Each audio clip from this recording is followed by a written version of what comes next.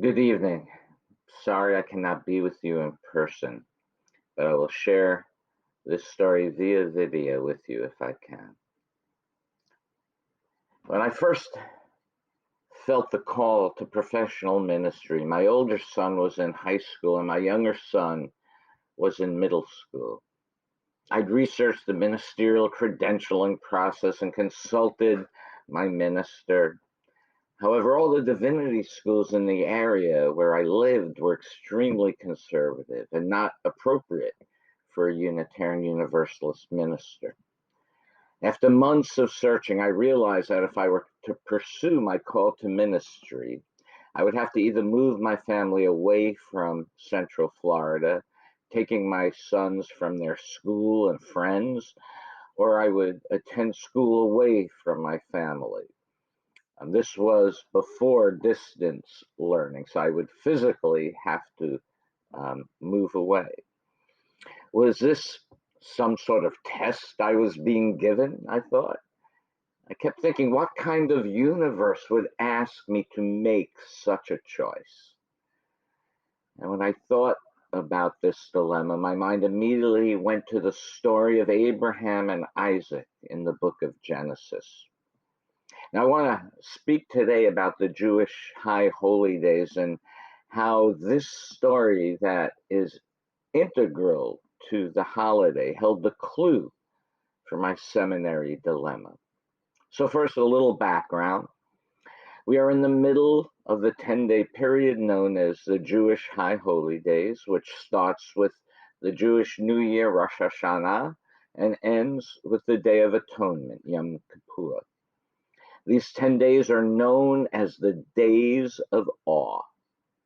In very general terms, the days of awe are a time for reflection of the year just past and the year to come, a time for celebration of creation and life, and also a time to ask forgiveness for our broken promises and to offer forgiveness to others for their broken promises to us. Having grown up in the Reformed Jewish religion, this time of year holds a particular reverence for me. It's interesting to think about how we remember things as we reflect on the past versus how we experienced them when they originally happened. It's noteworthy how the meaning of the experience changes over time. When I was young, there was, of course, a positive aspect that school was closed for the first 2 days of Rosh Hashanah and then for Yom Kippur, if they fell on a weekday. However, having a school holiday was balanced by the fact that we had to spend the entire 3 days in the synagogue. And additionally, Yom Kippur required a full 24 hours of fasting. Now, I can't recall one sermon that I remember from that time, but my one searing memory was just the act of sitting through services throughout the required 3 days. Just the act of doing so, just the expectation of all those around me, just the attitude of reverence made me understand the experience was important. I think coming to that understanding in and of itself is a good lesson.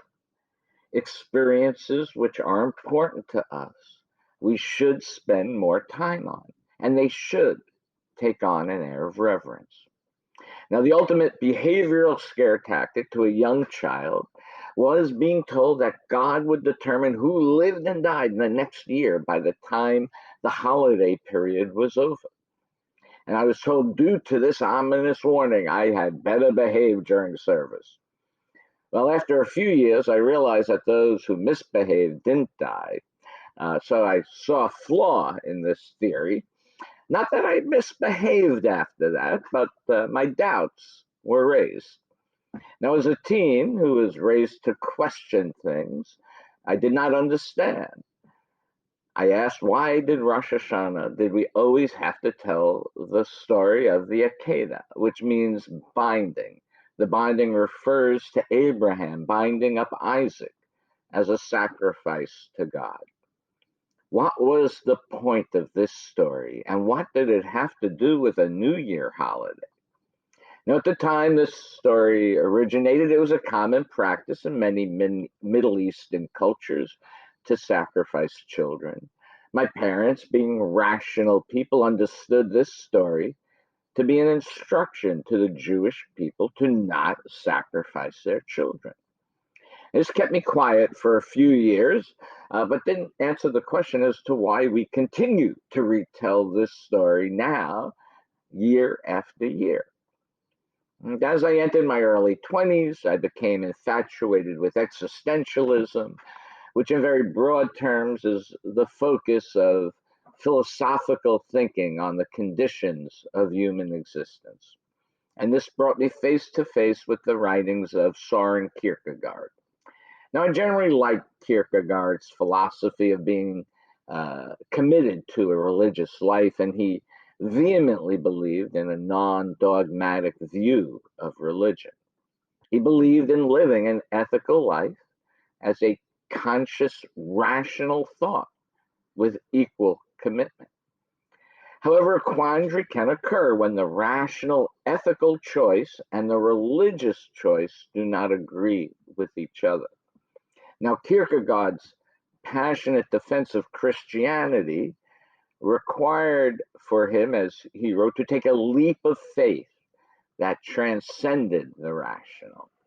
In his book, Fear and Trembling, using the example of the Akeda, he raises the question, is there such a thing as a teleological suspension of the ethical? Meaning, should humans suspend ethics in our actions based on a belief in a divine command?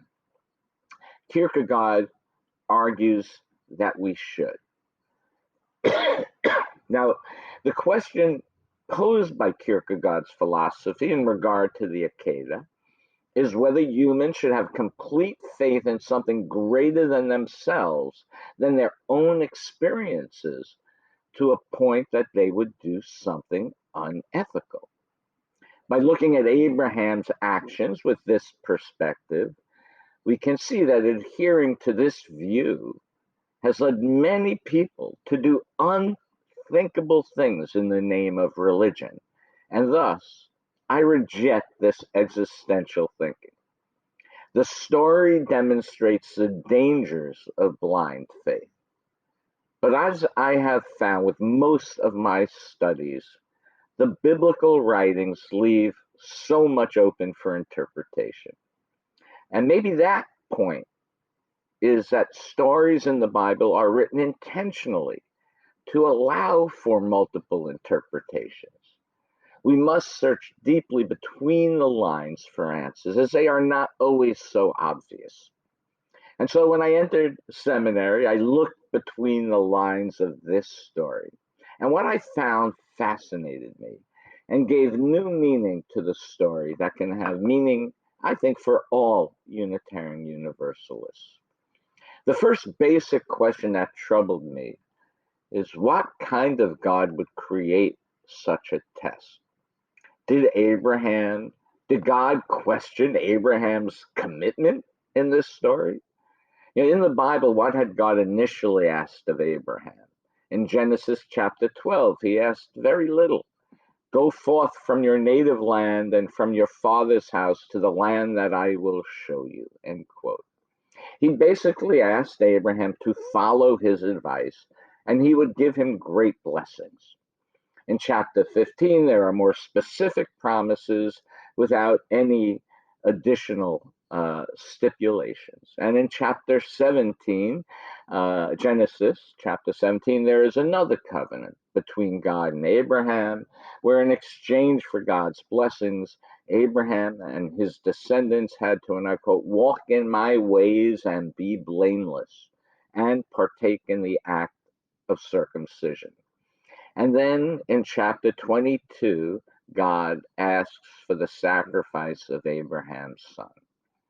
Now, as the Bible goes on, as each task is completed, there are more and more requirements added to maintain the blessing.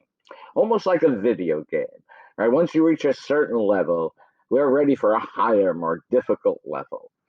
Well, one of the messages of the Akedah is that we as human beings need to constantly be challenged to help us evolve to a higher level of humanity. Now, another thought provoking aspect of the story is a strong argument that the ending passage where the angel prevented Abraham from killing Isaac was added into the biblical story at a much later date. And if that is true, it changes the whole nature and meaning of the story. Now, interestingly, there are a high number of Jewish biblical commentaries that state the intervention ending was an addition and that Abraham actually did kill Isaac. The version of the story is supported by the fact that Isaac doesn't return down the mountain with Abraham, and that Isaac has a minimal role in the rest of the Bible stories.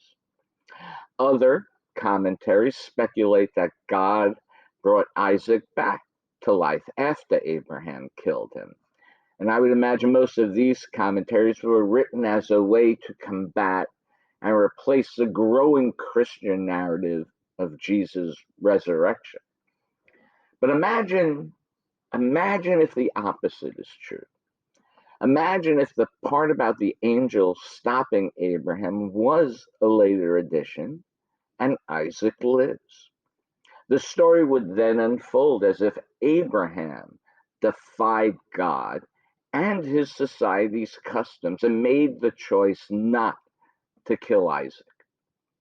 Instead, Abraham sacrificed the ram he finds in the thicket based on his own free will. The message in this version of the story is that humanity has free will. And due to that, we have to be intentional about our choices. And just because we receive an order to do something from an authority does not mean we have to follow it blindly. We have an intuitive knowledge of good and evil. We have the ability to intentionally choose one over the other. And we have to make those choices wisely with an open mind and an open heart. In life, we are often faced with situations where we may be asked to do something unethical. Sometimes it is not so blatant. It can be a white lie or asking an accountant to fudge the value of real estate investments on a loan document. We rationalize the net utilitarian benefit to ourselves. We say to ourselves, how can anybody be pure in this world today? And we can't. And sometimes a white lie can be beneficial. Come to our Musar classes. We had a very long discussion on that. But it's a slippery slope. And we must be careful how far we are willing to slide. How far are we willing to compromise? And then one day we reach that point, that fork in the road where we either say, I have accepted so many ethical compromises. What difference does it make anymore? In for a dime, in for a dollar. Or conversely, we say, enough. We have accepted one too many compromises, and we will stand no more compromises. And we will stand for what we believe in. And if one can stand up to a God, certainly one can stand up to a human being and defy an unethical order. I think the biblical scholar Omri Bohm summarizes this well by saying, in disobeying God's manifestly illegal order, it is Abraham, the monotheistic believer, a knight of faith, who is responsible for the determination of good and evil, not God. He thus presents us not with a suspension of the ethical, but with a preference for it, end quote. This concept is where I found my answer as to why we retell this story. We must continually strive to achieve an ethical life, even if it sometimes requires us to differ from the larger society. And this path is not an easy road to travel. In thinking about this, I realize that the theme of reflecting on our choices is perfect for a New Year's story. This story reiterates the theme of new beginnings throughout the book of Genesis. First with creation, then Adam and Eve, and Noah. Abraham started anew when he left his family. And after the Akedah story, there is not another story of Abraham talking to God. Also, very revealing in the original Hebrew, the word used for God at the beginning of the story is different than the word used to describe God at the end of this story. And based on his experience in the world, Abraham's knowledge of the universe increased. Abraham started anew with a different conception of God. And this story asks us each year to consider, what is our conception of God as our knowledge of the universe continues to unfold?